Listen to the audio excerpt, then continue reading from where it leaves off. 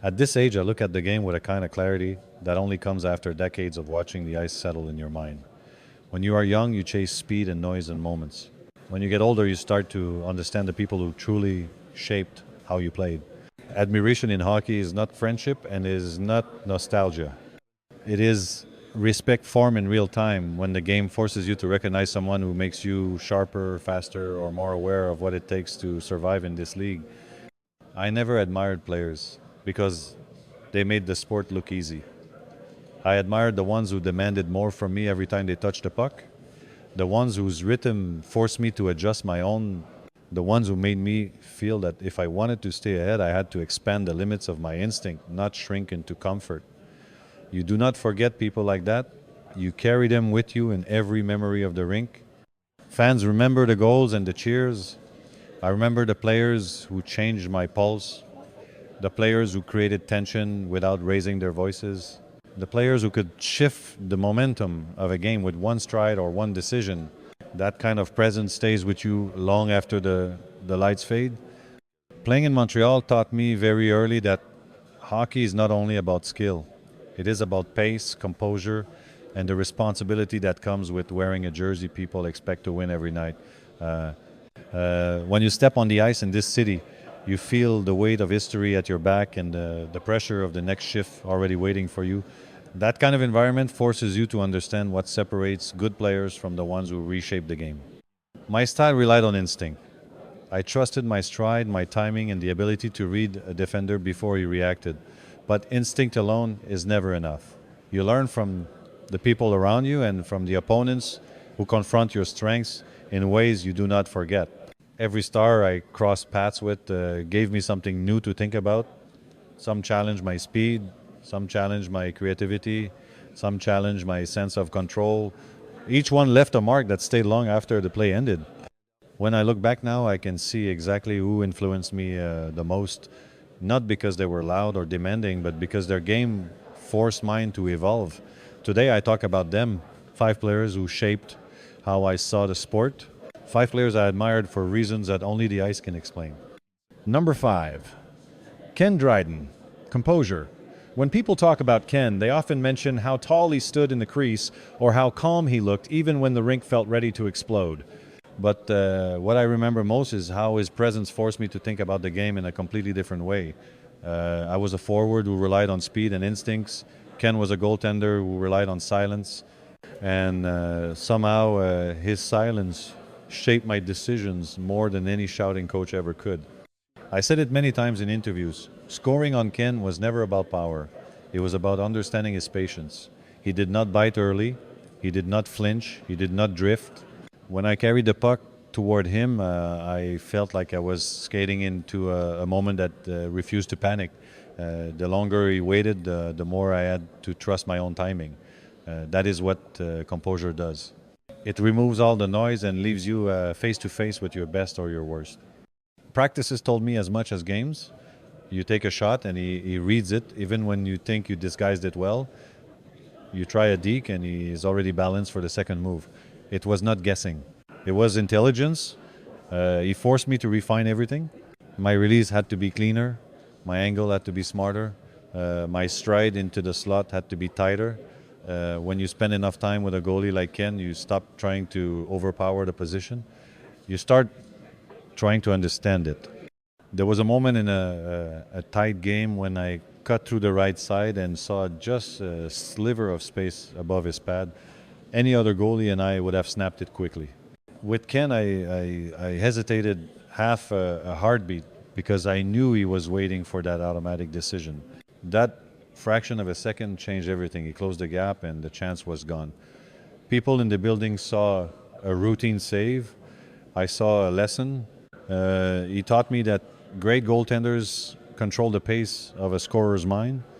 Admiration comes from recognizing who elevates you. Ken did that quietly, constantly, and without trying to shape anyone's perception of him. He was the calm inside the storm. And for a player who thrived on motion, that kind of composure can be the toughest opponent you ever face. Number 4, Gilbert, Perreault, instinct. Whenever people ask me who matched my rhythm best, I always think of Perreault. He was the kind of player who reminded you that hockey at its highest level is not built on diagrams, it is built on feel. He moved in ways that made the game look like it was following him instead of the other way around. When you skated against him, you quickly realized he did not react to situations. He anticipated them before the rest of us saw the opening. I said many times that he was the smoothest skater I ever faced. It was not about pure speed. It was the glide, the balance, the sense of how to enter a zone without losing a fraction of momentum. When Perreault touched the puck, everything became fluid. Even the crowd seemed to shift with him. That kind of control is rare, and when you stand on the opposite side, you feel both admiration and a quiet challenge. He made me want to match that elegance with my own version of instinct. The first time I chased him through the neutral zone, I understood how much he relied on angles, not power. He could cut inside with barely a movement of his shoulders. His hands were soft enough to keep the puck just far enough from your stick, but close enough to change direction at any moment. You do not adapt to him by skating harder. You adapt by thinking faster. That is when you realize you are dealing with someone who sees the ice like a painter sees a blank canvas. There was one play in Buffalo that stayed with me. He carried the puck across the blue line with a defender pressing tight on him. Most players would dump it or slow down, and Perreault slid the puck behind his own heel, shifted his weight, and came out on the other side without losing speed. I had the perfect sight line, and I remember thinking that he had just reinvented the lane with a single motion. Those moments remind you that instinct is a weapon when it belongs to someone who trusts it completely. Admiration for Perreault came from understanding that he never forced the game. He let it breathe and shaped it with timing that could not be taught. Facing him made me sharper. It made me more attentive to the subtleties that separate creativity from chaos. Number 3, Mike Bossy, precision. There were players who hit hard, players who skated fast, and players who controlled the puck with flair. Bossy was different. He played with an accuracy that felt almost unsettling. You could defend him perfectly for 20 seconds and he would still find a gap the width of a stick blade and make it look intentional. That was the thing about his game. Nothing ever felt accidental. I said many times that Bossy did not fire the puck with more force than everyone else. He fired it with purpose. His release was clean, almost silent, and the puck left his stick like it already knew where it needed to go. When you played against him, you did not panic because of his size or his speed. You panicked because you knew he needed only a fraction of a moment to change the scoreboard. I remember one shift in Long Island when the play looked harmless. The puck bounced off his skate in the corner and came to him at an awkward angle. Most players would settle it or try to regain control. Bossy didn't either. He adjusted his wrists and snapped it toward the far post before anyone realized he had chosen a target. The goalie did not even react until the puck was behind him. That was precision. Not mechanical, not rigid, but instinct refined to its sharpest point. Defending him meant respecting the smallest details. You had to be aware of his hips, his stick position, the distance between your skates and his shooting lane. If you gave him space, he scored. If you closed too hard, he shifted into a better lane. You spent entire nights feeling that he was one move ahead, not because he was unpredictable, but because he was too consistent. He repeated perfection until it broke your structure. He also had something people forget: courage. The kind of courage that lets a scorer stand in the dangerous areas without hesitation. Bossy took hits, absorbed pressure, and still delivered shots that defined the Islanders' dynasty. He believed in his craft so deeply that it forced opponents to adjust their mindset. I know it forced me to adjust mine. You could not drift mentally when he was on the ice. One lapse and he punished you. Admiration for Bossy came from understanding how rare that level of precision truly is. He did not overwhelm the game. He shaped it with clarity. That is why facing him stayed with me long after the rivalry quieted. Number 2, Jean Béliveau, leadership. When I think about the people who define what it meant to play in Montreal, I think of Béliveau first. Not because he demanded attention, but because attention followed him without effort. He carried himself with a level of dignity that made everyone around him lift their standards. Even before I wore the jersey, I watched him and understood that greatness was not only measured by goals or trophies. It was measured by presence. Béliveau never had to raise his voice to make a point. He communicated through calm authority. When he walked into the room, the energy shifted. Younger players straightened up. Veterans listened a little more closely. He had the ability to steady a group simply by being himself. That is a rare quality in any sport, and in a city like Montreal where the pressure never rests, it is invaluable.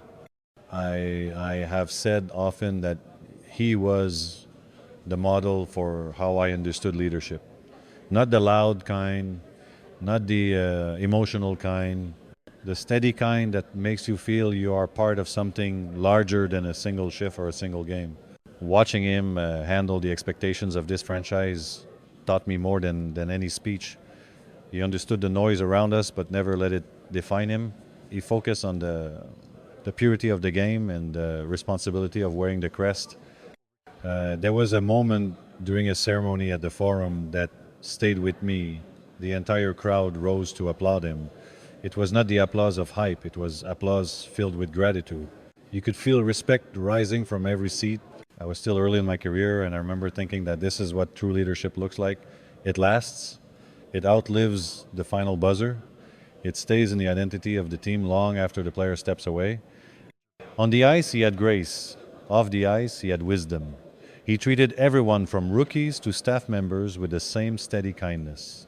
That is why admiration for him is different from admiration for opponents. With Béliveau, it is deeper. It is connected to values, not only hockey plays. He shaped the standard for every generation that came to this organization, including mine. Leadership is not a slogan. It is behavior repeated every day. Béliveau lived that truth, and because of that, he stands near the top of my list. Number one, Bobby Orr, revolution. There are players who influence you. Then there are players who change the sport entirely, or did both. The first time I saw him carry the puck from his own end, cut through the neutral zone, and turn a defensive shift into an attacking wave, I understood immediately that hockey had entered a new era.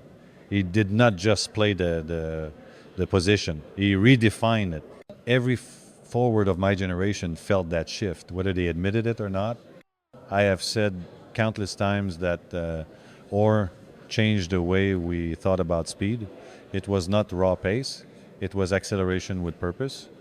He could explode into open ice, then slow the play to his rhythm, then accelerate again before defenders reorganized. That kind of control was unheard of. You were no longer reading a defenseman, you were reading an entire new philosophy of movement. There was a game in Boston where he took the puck from behind his net and broke through 2 layers of coverage. I tried to match his angle as he crossed center just to see if I could anticipate his next step. It did not matter. He shifted direction without losing balance, then delivered a pass that felt like it had been planned minutes earlier. Moments like that teach you that some players are not bound by the traditional limits of the sport. They create space where none exists. Defending against him was its own education. You could not rely on standard reads. If you hesitated, he attacked the gap.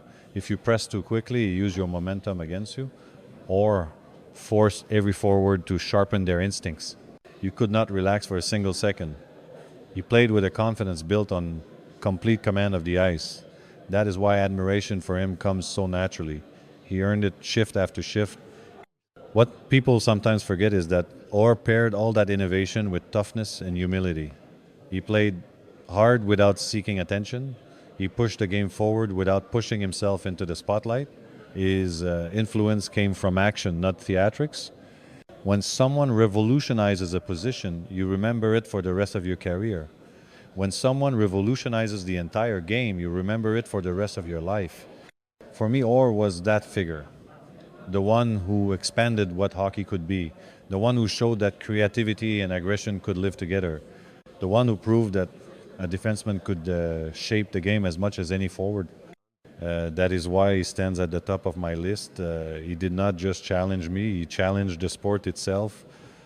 Looking back at these 5 names, I see more than opponents or teammates. I see the qualities that shaped the way I understood the sport. Dryden taught me the value of composure. Perreault showed me how instinct can guide a game without forcing it.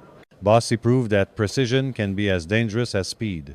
Béliveau embodied leadership that lasts long after the final horn, or revealed that hockey can evolve when someone has the courage to break the limits placed on them. Each of these players changed something in me. Not with speeches or explanations, but with the way they carried themselves on the ice. They made me sharper, they made me think deeper. They made me respect the game even more than I already did. When you face people like that, you do not forget them. You carry their influence with you in every stride. Admiration in hockey is earned. It comes from moments of pressure, moments of clarity, and moments when someone forces you to reach for something higher. These 5 did that for me. And if you grew up watching this era, you probably have your own list. 5 players who shaped the way you see the game. I wonder who they are.